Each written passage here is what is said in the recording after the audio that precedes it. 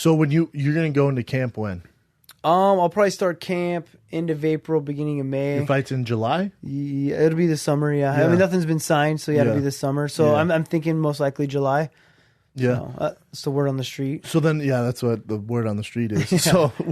So how will you incorporate these guys in California? Because that was the balance I had when I moved from Denver to here. I was like, man, I love a lot of things out here. Let's see what I can do. And I was trying to play this balancing act. It was a little tough. Yeah. Because you want to kind of be set, you know, especially when you're like 4 weeks out from the fight. So what I would do is I took my coach from similar to what maybe you're going to do it, I don't know, but I'll take my coach out in LA and then come to Denver for the last 4 weeks and have like my best coach in LA with me in Denver.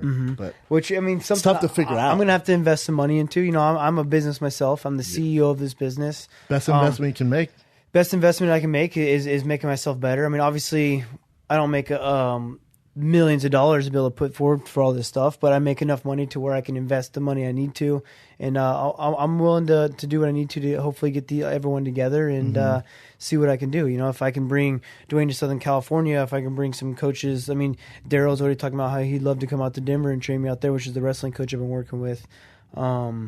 So, I mean, as much as I can mix it up, the better, you know? I mean, it's just about finding that balancing act. Whatever's going to make me feel the most comfortable in camp. And like I said, I feel like I have really good people around me that are going to be willing to want to do that for me because they care about me as a person, not about the paycheck I'm getting at the end of it, you know? Like, they're more worried about how I feel going into this fight and me getting my title back, you know? I mean, we all know that title's rightfully mine, and they want me to get it back and be on top. And you honestly believe that, right? Because you... And I even had, you know, I had you beating Dominic Cruz. Yeah. And then obviously Dominic Cruz gets the shot against Cody Garbrandt. Yeah. Right. And then obviously you and Cody have your history, which we'll go into. And so then, you know, then they toss you, which I told Dwayne, I told Leister, your old wrestling coach or head coach, I told Leister, I'm like, dude, Lineker, what the fuck? I mean, throw him a bone here. Like, here's this monster, the hardest hitting guy in the division. Oh, sorry, no title shot. Here's fucking Lineker. I was like, dude, it's so messed up, man. But then you took that and you just were like, I'm in a different class, man. Yeah. And you destroyed that boy. I mean, you literally tore him up. Yeah, me and Rogan were scared. I was like, dude, I'm scared for TJ. Like, I don't like this fight. We thought you were going to win, but I was like, dude, it's a dangerous fight. It's what? Yeah. Might be one of the, besides Cody and Dominic, it's fucking, they have different strengths. Yeah. But Lineker's right up there. By far the hardest hitter in the division. Yeah, man. I mean, did you like, but this is what makes you special. Did you, like, a lot of guys go, oh man, I'm getting fucked over. All right. And then they go in there and worst case scenario, they lose. Or you go, all right, dude. All right, man. And it's a chip on your shoulder. And you're like, watch this. I definitely, as soon as the whole situation went down, felt like I was getting fucked over, you know?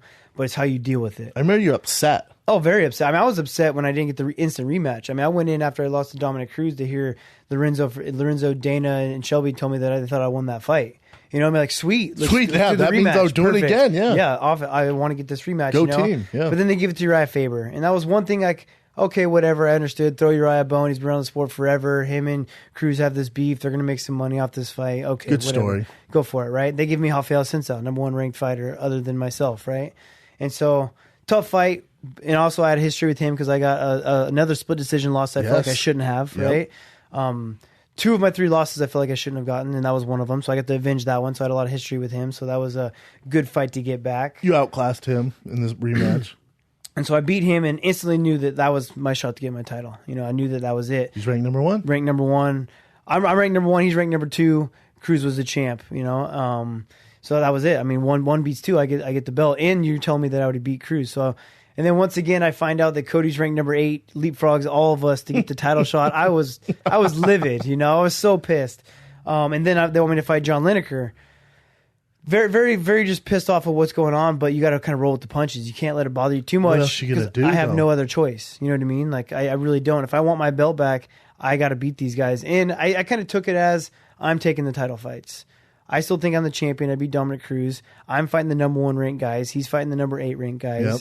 And so I treated it as like I'm still a champion of the world. You know, that's the way I kind of put it in my head to make me feel good about it. Smart. You know? So yeah, I went in there and just kind of proved that Lineker didn't belong to where we were at. And Cruz had the worst night I've ever seen him have, as well as Cody had the best night he's ever had. In my opinion. You think that was the case there, or do you think Cody's that good? Cody's good. He's talented. He's quick. He's a good fighter. Don't get me wrong. You don't think he's the best in the world? I don't think he's the best in the world. Not at all. I even picked in that fight going in because I've trained with Cody and I've obviously fought Cruz and watched Cruz a lot. I had Cruz was going to win that fight, which is being smart, but I've never seen Cruz fight emotional like I did see him that fight. He got tired. He stayed in the pocket. He was swinging so hard he was almost falling over, which I've never seen him do. Mm-hmm. He was really trying to knock Cody out because of the confrontation they had. And I thought it was Cruz getting in Cody's head. But Cody did a great job, man. He stayed composed and he outclassed him. I've never seen Cruz get like outclassed. Exactly. I thought you beat him, but freaking Cody literally just it looked like Dom didn't belong there that night. No, I know. It was surprising, man, especially for Cody being the hothead that he is.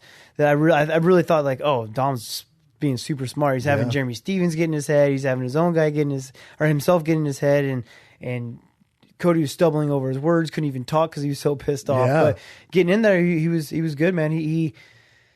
Cody's style worked out well for what Cruz brought to him. You know what I mean? He waited for him. He instead of chasing like I did the first 3 rounds, chasing Cruz all around the ring and trying to knock him out. I was trying to knock Cruz out those first 3 rounds. Still thinking I won 2 of those 3 rounds. Correct. And then the last 2 rounds, I sit and waited for him. I started kicking his leg. I started waiting for him, and that's when I started really beating him up.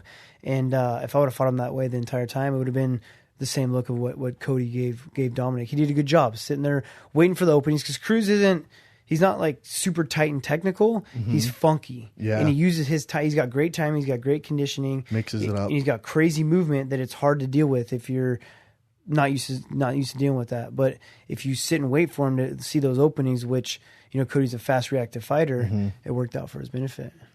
And obviously with this title fight between you and Cody and being on the Ultimate Fighter and being around each other, but it goes even more. It's a good story because, you guys were teammates. Yeah. Yeah, you guys were teammates. And when you guys were training at Team Alpha Male, you guys were cool? You guys were training all the time together? Yeah, we train all the time together. It wasn't like we were out like best friends hanging outside the gym other than that, but we were definitely training together. He was a very good look, good guy. When he first got to the gym, he was, I don't know, I forget how many fights he had when he got there, but he was undefeated, obviously, still at the time. And coming up at that time, I was teaching most of the classes when he got there. I was teaching the 3. I was teaching kickboxing classes and some of the pro classes in the morning. So I was coaching him a lot. I was even holding mitts for him for for the first couple fights of his UFC fights. And he was fighting a southpaw, Marcus Brimage, and I remember holding mitts for him because he wanted to get more comfortable with fighting a southpaw. And so I definitely worked with the kid. I had nothing against him. Yeah. We were teammates. I thought it was classy too when he beat Dom and you guys were backstage. And correct me if I'm wrong. You went up to him and went, "Hey, before all this crazy shit starts between us because we're fighting next, congrats, man." Yeah, I thought that was really cool. Yeah, man. The goal in hand when you get in there is to be a champion of the world. He just did it, and it was awesome. It was a great win. Cool story, and I want to congratulate on him. I didn't have like beef with the guy. You guys don't have bad blood, right? No, he was talking some crap about me online. He was kind of sticking up for Faber and doing that whole deal and be Team Alpha Male versus everyone kind of thing. But ultimately it comes down to I need to congratulate the guy. I've sweat with him. He did a great job, and so I knew it was going to get crazy. Yeah. I knew there's going to be so much crap going into this fight, and before it all started, before me and him had any animosity fighting each other, I wanted to congratulate That's cool, him. man. Yeah, of course. Do you feel any pressure?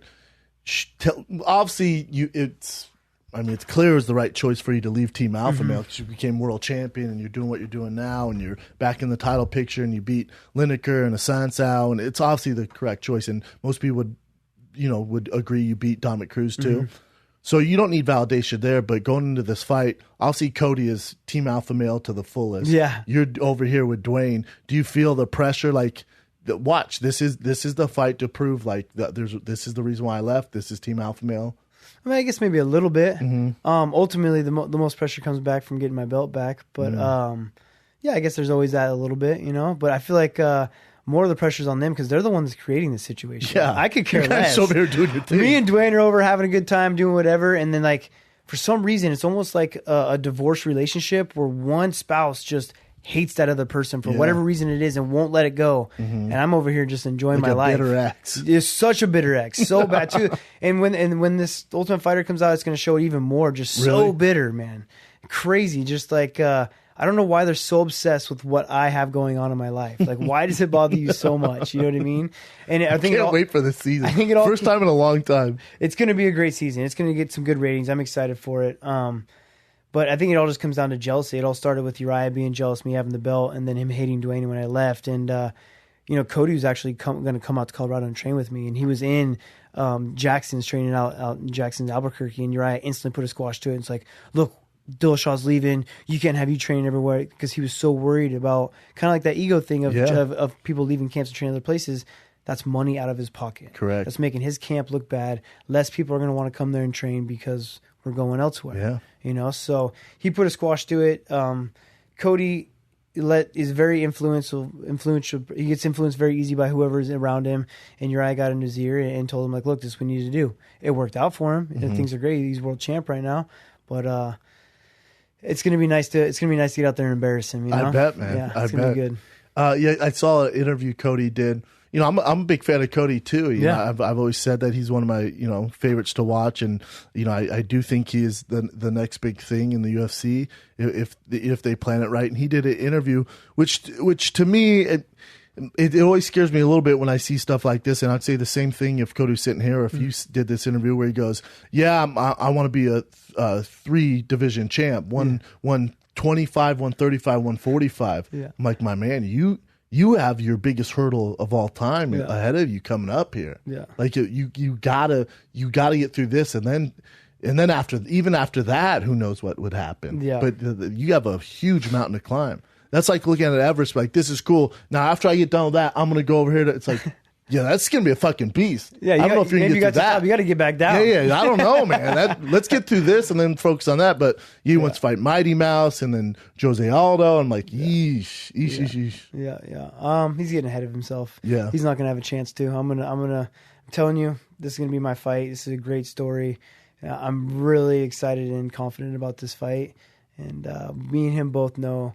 He can say all he wants and talk all the crap he wants, but he knows how practices went down. He knows how and practice is practice. That doesn't mean shit. Mm-hmm. It could go completely different in the fight, right? I mean, practice I gotta does be ready. Not mean anything. It doesn't mean anything. But for him to go out there and just think he's just the better fighter and just talk all this confident game, I know there's some weakness and some insecurities behind it. So it's gonna be fun, man. Yeah, I'm excited for it. This is, for me, I think it's probably my favorite matchup of the year that they've announced so far, because such a good fight and there's such a good story, and you guys' clash of styles and his footwork, your footwork, and then obviously he just outclassed Dominic Cruz, and and then you guys be the Ultimate Fighter. It's such a good story. It's perfect, man. I mean, it's gonna be a lot of tension on this fight. I mean, I do think it's the biggest fight of the year.